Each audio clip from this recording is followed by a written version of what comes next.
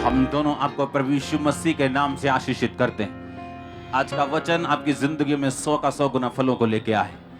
यीशु मसीह के पवित्र नाम में हम मांगते हैं, आमीन। ऊंचा ब्लेसिंग, ऊंची चर्च, जोर से तारीफ करो, जोर से तारीफ करो आज के वर्ड के लिए। जोर से जोर से जोर से खुदावंद की आत्मा के लिए तारीफ करो, जोर से। मेरा ये बिलीव है कि परमेश्वर एक नेक्स्ट लेवल के लिए आपको तैयार कर रहा है राइट नाउ। ये नेक्स्ट लेवल आपकी लाइफ में, आपकी स्पिरिचुअल लाइफ, आपका फाइनेंशियल, आपकी फैमिली लाइफ, ये हर एक लाइफ में नजर आएगा जो आपके साथ जुड़ी हुई। और यीशु मसीह के नाम में आप आशीषित हैं। जितने जन आप इस ग्रेस के साथ जुड़े हुए हैं, तारीफ करो जोर से जोर से। अपने पड़ोसी को बोलो, अलगताई में रहे, इससे तेरा फायदा होगा। परमेश्वर वो काम कर पाएगा, तुझे तैयार कर पाएगा जिसके लिए उसने तुझे अपने पास बुलाया। उसकी बुलाहट को व्यर्थ ना कर, अलग रहे। अविश्वासी का विश्वासी से कोई नाता नहीं। फिर से बोलो पड़ोसी को, अलग रहे ताकि परमेश्वर तुझे बनाए और वो काम कर सके जिसके लिए तू बुलाया गया। एक बार जोर से तारीफ करो आज के दिन के लिए। आप रियली ब्लेस्ड हो आज यीशु मसीह के नाम में। अब मेरी प्रेयर रिक्वेस्ट आप हैं, मेरी प्रेयर रिक्वेस्ट क्रिश्चियनिटी है, मेरी प्रेयर रिक्वेस्ट चर्च है, मेरी प्रेयर रिक्वेस्ट, आप समझ रहे हैं मेरी बात को। अब वो मसले खत्म हो चुके जो पर्सनल लोगों के चलते हैं। वो बाय गॉड्स ग्रेस परमेश्वर ने ऐसी पोजीशन अब दी है, ऐसी ग्रेस दी है जहां से मैं आपको परमेश्वर का मन बता सकूं कि परमेश्वर के हार्ट में क्या है और वो क्या चाहता है। हालेलुया। इसलिए आपने देखा होगा कोई भी चीज चर्च को सरप्राइज नहीं करती, कोई भी चीज चर्च को शॉक नहीं करती, क्योंकि परमेश्वर मुझे तैयार कर रहा है अब अगली बातें आपको बताने के लिए। और अगर आप बिलीव करेंगे उन बातों के ऊपर जो आज मैं आपको बताऊंगा, आप रियली ब्लेस्ड होंगे। जब आप परमेश्वर के दिल को समझ जाते हैं, उसके हार्ट को समझ जाते हैं, आप परमेश्वर के काम करने के तरीके को समझ जाते हैं, उसके दिल को समझ जाते हैं, ब्लेसिंग्स को लेना या अपनी लाइफ में आशीषित रहना आपके लिए बड़ी बात नहीं रह जाती। अपने वर्ड सुना, खतने का सुना कि नहीं सुना? आत्मिक खतना किसे कहते हैं, सुना कि नहीं सुना? उस वर्ड के पीछे परमेश्वर की ब्लेसिंग्स छुपी हैं। उस वर्ड के पीछे ही आपकी सारी सक्सेस, आपकी सफलता छुपी है। आप जानते हैं बाइबल में परमेश्वर मोआबियों से और अम्मोनियों से नफरत करता रहा और राजाओं को, अपने अपने अभिषिक्त राजाओं को कहता रहा उनको मार दो, उनके पशु भी मार दो। किसी को उसका मतलब नहीं मालूम था कि ऐसा परमेश्वर उनसे नफरत क्यों करता, क्योंकि मोआबी जो थे वो एक स्त्री के अपने बाप के साथ सोने से पैदा हुए थे। इसलिए परमेश्वर मोआबी लोगों से नफरत करता था क्योंकि वो पाप से पैदा हुए थे। और अगर आप उसकी स्टोरी समझें, वो कौन औरतें थी जिन्होंने इनको पैदा किया था, वो औरतें थी जो सदोम अमोरा के पास रहती थी। उनका बाप तो क्रिश्चियन था, पर एक अलर्ट, एक आत्मिक और एक सेंसिटिव क्रिश्चियन नहीं था। अगर वो अलर्ट होता तो कभी भी अपने बच्चों को, अपने परिवार को एक ऐसे माहौल में नहीं रखता जहां पे अनैतिकता, गे बनना, लेस्बियन बनना, शराब पीना, गुंडागर्दी करना और सब तरह के बुरे काम करना एक फैशन था। क्योंकि जहां वो रहते थे वो देश इन पापों में फंस चुका था।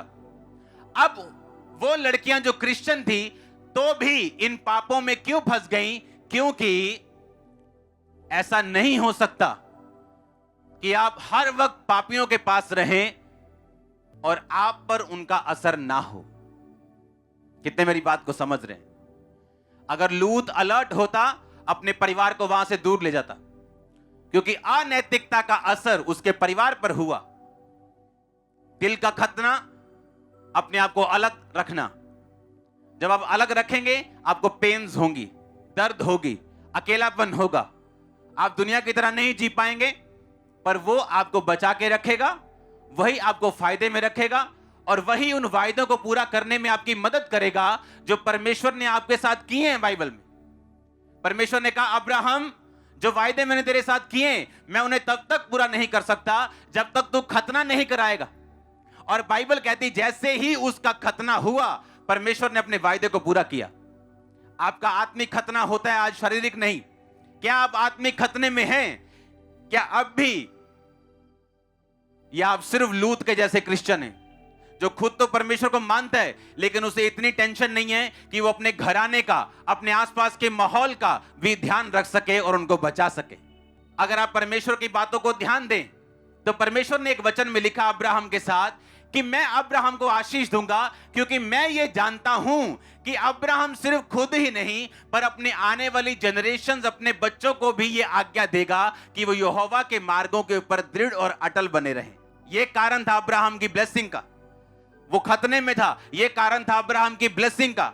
जब हम ऐसी संगति में होते हैं जो लोग परमेश्वर के करीब हैं और मन का खतना कर चुके, वो लोग चाहे कम बुद्धिमान भी हों तो भी मरते नहीं, चाहे वो कम स्पिरिचुअल भी हों तो भी मरते नहीं। आप जानते हैं जो अब्राहम और सारा की जो नौकरानी थी, बाइबल कहती है हाजिरा, अब्राहम ने जब उसे निकाला, परमेश्वर ने कहा इन्हें निकाल दे, और अब्राहम ने उसको पानी और रोटी दी और निकाल दिया, और वो एक जगह जाके रोने लगी। और परमेश्वर का दूत उसे पता क्या बोलता है? कहता मैंने उस लड़के की प्रार्थना सुनी, तेरा रोना नहीं मैंने देखा, तू रो रही मैंने ये नहीं देखा। बाइबल कहती वो इसलिए रो रही थी कि अब मेरा लड़का मर जाएगा। दूत ने कहा नहीं, मैंने उस लड़के की प्रार्थना सुनी। पता है क्यों? क्योंकि वो लड़का खतना किया, एक फैमिली का हिस्सा था, अब्राहम का एक हिस्सा था। उसे मालूम था अब्राहम कैसे प्रार्थना करता है, अब्राहम कैसे जब दिक्कत में होता है तो क्या करता है, जब मुश्किल में होता है तो कैसे प्रार्थना करते हैं। उसको देखकर उसको प्रार्थना करनी आती थी और वही उसकी जिंदगी के बचने का कारण बन गई। कितने मेरी बात को समझ रहे हैं? चाहे उस समय शारीरिक रूप से उसका खतना ना हुआ हो, लेकिन वो एक ऐसे धार्मिक परिवार में था जहां उनको प्रार्थना करना और परमेश्वर को प्रसन्न करना आता था। हालेलुया।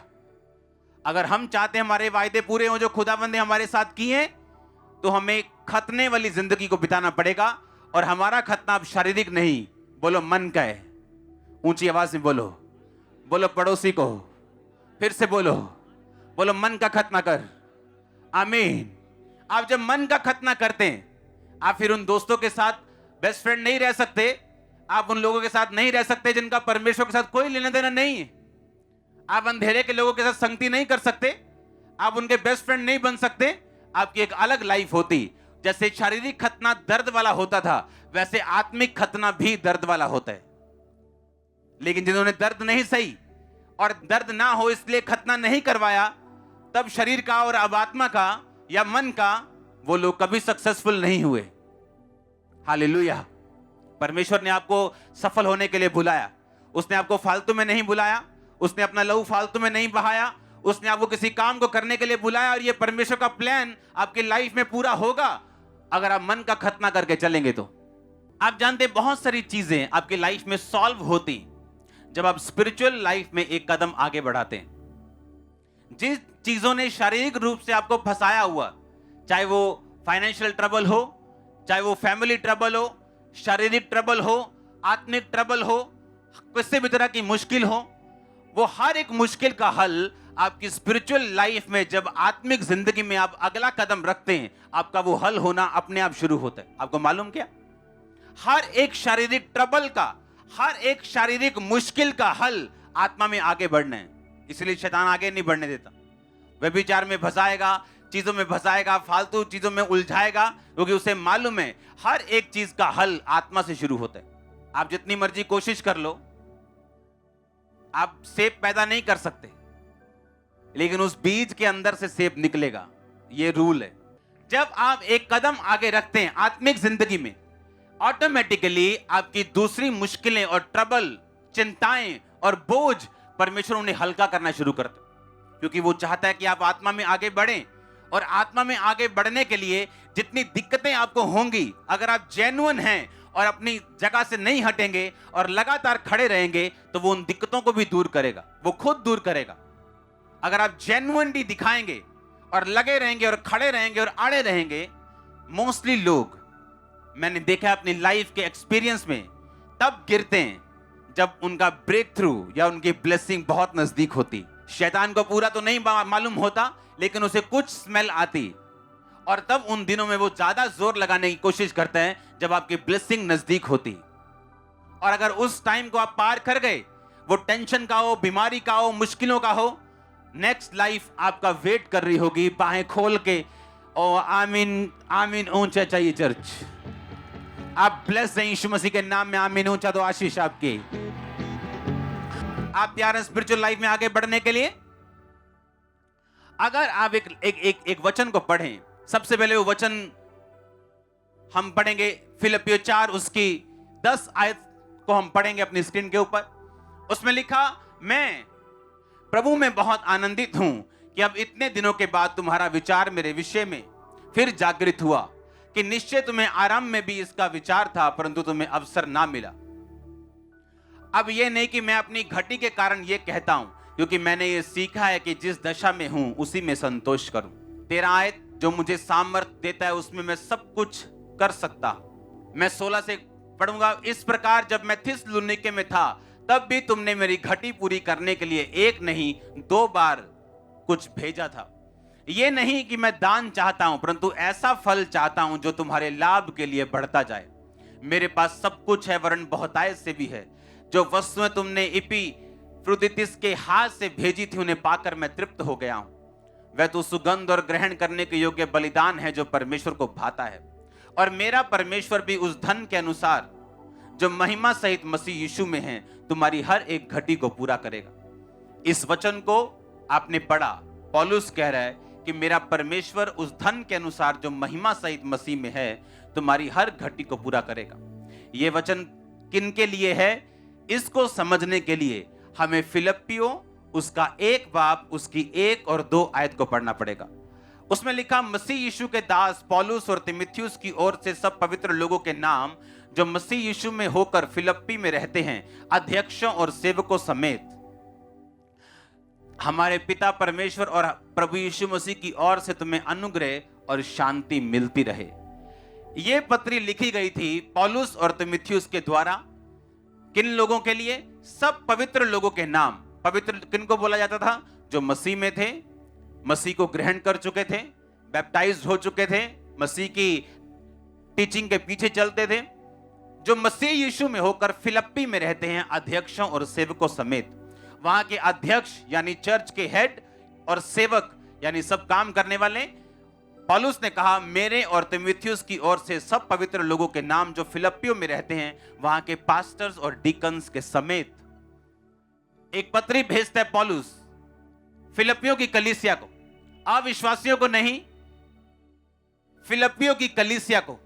और पौलुस कहता है, मेरे पास कहता सब कुछ है, वरन बहुतायत से है। और बाइबल ऐसा कहती, इस कलीसिया ने पौलुस की सेवकाई में 2 बार एक बड़ा बीज बोया था, जब कोई भी उस समय उसकी सेवकाई में फाइनेंशियली सपोर्ट करने के लिए रेडी नहीं था।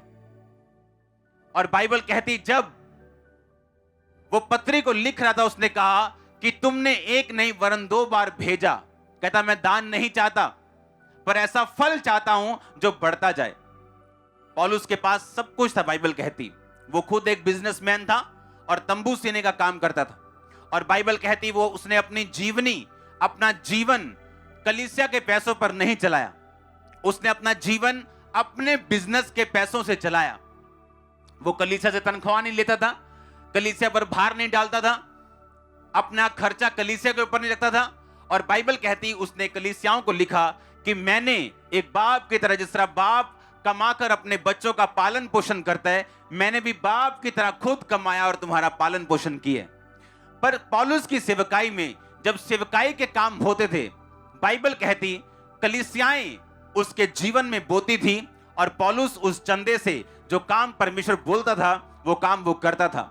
और इसीलिए पौलुस ने 19 आयत में लिखा कि अब मेरा परमेश्वर उस धन के अनुसार जो महिमा सहित मसीह यीशु में है, तुम्हारी हर घटी को पूरा करेगा। अब ये वचन बहुत से लोग क्लेम करते हैं कि परमेश्वर तू अब मेरी हर घटी को पूरा करेगा उस धन के अनुसार जो महिमा सहित मसीह यीशु में है। बल्कि ये वचन सब लोगों के लिए नहीं, ये वचन उन लोगों के लिए था और है अब भी, जो लोग ये विश्वास करते हैं कि हमें परमेश्वर के किंगडम के लिए हमें बोना चाहिए। दूसरी बात, शैतान कभी भी आपको मौका नहीं देगा कि आप बो सकें, कभी भी। आज मैंने क्रिश्चियनिटी में एक बात सीखी, आप किस लेवल पे रहना चाहते हो, वो स्पिरिचुअल हो, वो फाइनेंशियल हो, ये परमेश्वर पे निर्भर नहीं करता, ये आप लोगों पे निर्भर करता है। आप किस लेवल पे रहना चाहते हो, वो फाइनेंस का हो, लाइफ का हो, ये परमेश्वर पे डिपेंड नहीं करता, बोलो हम पे डिपेंड करता है। उत्पत्ति 26 को हम पढ़ेंगे, उसकी एक आयत को। इसमें लिखा, और उस देश में अकाल पड़ा, और यह पहले अकाल से अलग था जो अब्राहम के दिनों में पड़ा था। सो इसहाक गरार को पलिश्तियों के राजा अबीमेलेक के पास गया, और यहोवा ने इसहाक को दर्शन दिया और कहा, मिस्र में मत जा, जो देश मैं तुझे बताऊं उसी में रह। 12 आयत को मैं पढ़ूंगा। फिर इसहाक ने उस देश में जोता और बोया, और उसी वर्ष में 100 गुना फल लाया, और यहोवा ने उसको आशीष दी। वह बढ़ा और उसकी उन्नति होती चली गई, यहां तक कि वह अति महान पुरुष हो गया। अगर आप मौके का इंतजार करेंगे कि कब मौका आए, मेरे पास कुछ हो तो परमेश्वर के लिए कि मैं कुछ कर सकूं, आप कभी नहीं कर पाएंगे। बाइबल कहती, इसहाक उस देश में जहां अकाल पड़ चुका था, उसने उस देश में बोया परमेश्वर के कहने के अनुसार, और 100 गुना फल लेके आया। जब हमारे दिल में परमेश्वर के लिए बोझ नहीं, तो जो वो कहता है कि जो तू बोएगा वो तू काटेगा। मैंने अपनी लाइफ में उन लोगों के हल जल्दी होते देखे जो लोग सेवकाई के साथ जुड़े हुए या खुद सेवा में। सेम मुश्किल विश्वासी उसमें 10 साल से फंसा हुआ है, लेकिन सेवा करने वाला 1 महीने 14 दिन में निकल जाता है। उस जो 10 साल से नहीं निकल रहा, क्योंकि जब आप क्राइस्ट की ग्लोरी के लिए, आप यीशु मसीह की महिमा के लिए, उसके नाम को फैलाने के लिए, उसके नाम को ऊंचा करने के लिए जीते हैं, आपकी वैल्यू बढ़ जाती है परमेश्वर के सामने। और जब आपकी क्राइस्ट की निगाहों में वैल्यू बढ़ जाएगी, आप पुकारेंगे, वो आपकी सुनेगा। आप जानते हैं ये सीक्रेट है, आपकी वैल्यू, वर्थ कितनी है परमेश्वर की निगाह में, क्या वैल्यू है आपकी खुदावंद की निगाह में, क्या कंट्रीब्यूशन है आपका परमेश्वर के कामों में। अपने हाथों को उठा के बोलो हालेलुया, और बोलो मैं मन का खतना करता हूं, अलगताई में जीने का वायदा करता हूं।